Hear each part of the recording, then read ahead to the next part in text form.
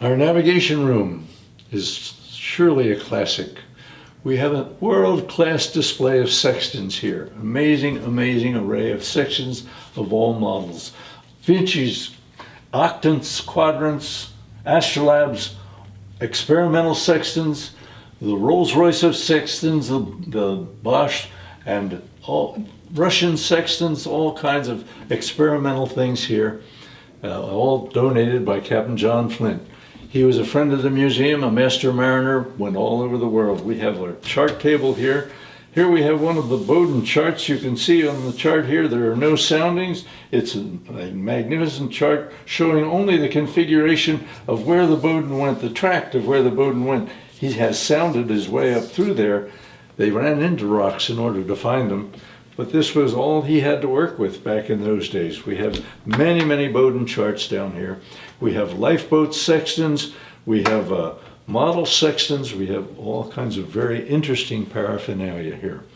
We also have a star up here that we can give you a sextant, and you can sit on a stool right here and you can bring that star to the horizon painted on the wall here, and you'll get our latitude, which is 44 degrees 5 minutes right here in Rockland. Well, on this wall we have the evolution of the celestial instrumentation from the astrolabe 150 BC all the way down through, well, the back staff and the cross staff. These instruments here, you're looking directly into the rays of the sun until the back staff was invented, of course, and then you have the sun behind you. Eventually, Isaac Newton discovered the split image, and the octant or quadrant came into vogue. Soon after that, the sextant as we know it, down through to the bubble sextant, the artificial horizon sextant that they used in order to bomb Germany during the war. Down below it, we have the history of the magnetic compass. Magnetism was discovered in China 150 BC. They had a spoon they had down on a board, and the spoon, for some reason, was magnetized and kept pointing back in the same direction. They thought it was some sort of a religious thing. It was 400 years AD when magnetism was finally discovered by the Arabs, the Arab dhows in the Mediterranean. They had a lodestone. They discovered that magnetism came from a lodestone. Lodestones are magnetic deposits of rock. They put this lodestone on the nose of a fish and put it in water, and the fish turned around and swam to the north all the time. They couldn't figure out why it was. They finally decided, well, we'll have to put this on a rod and hang the rod from a string, and the rod turned around and pointed right back to the north again. Then they decided they had to put that in a box. So they did. They put it in a box, and sure enough, there's the very first compass, the very first box compass.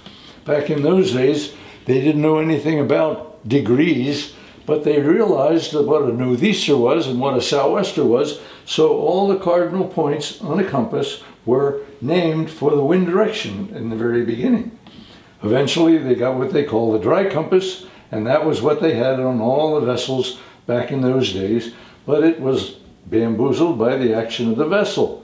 It was just a dry compass, just a dry card.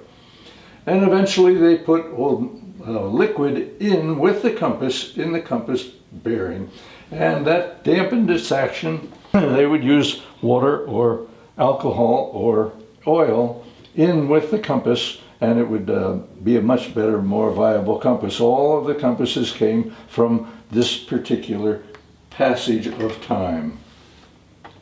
Well, the boondoggle of the 1700s was longitude. Longitude is a very easy premise, very easy principle. If you're in Greenwich right here, you can take your instruments and you can determine when the sun is directly overhead. Meridian passage, they called it. The sun directly over. If you're on this longitude on some other part of the world, you can do the same thing. You can determine when the sun is directly over your head. All you needed to know was the time difference between the two. But clocks were terrible back in those days. They would lose 20 minutes in an hour. They had sundials, very efficient sundials that worked a whole lot better than the clocks back at that time. But sundials were awfully hard to read at night. Galileo was the first to discover a pendulum. He put pendulum together, and he realized that a pendulum would keep time, keep its time back and forth, and it was a perfect thing for a clock. But the problem was, the first pendulum actual model was built in 1657 by Christian Huygens. The problem was, in cold weather, the pendulum would shrink up and it would go faster. In warm weather, it would shrink, it would sag out and go more slowly. They couldn't keep the clock correctly.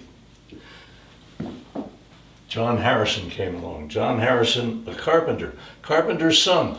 He had a fetish for wood and he had a fetish for clocks, and he put the two of them together. He would build his clocks out of lignum vitae. He said, I'll solve this problem with a pendulum.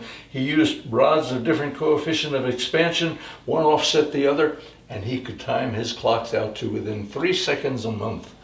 This was another one of his experiments, the grasshopper escapement, the thing that makes the clock go tick-tock, tick-tock.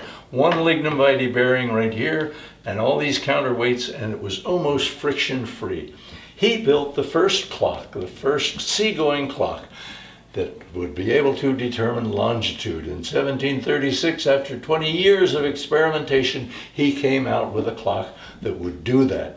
They wouldn't believe that it was a clock. It was 4 feet high, 4 feet long, and 4 feet wide. But he said, I'll build another one. He built one smaller, another one after that smaller. He built 5 clocks in his career.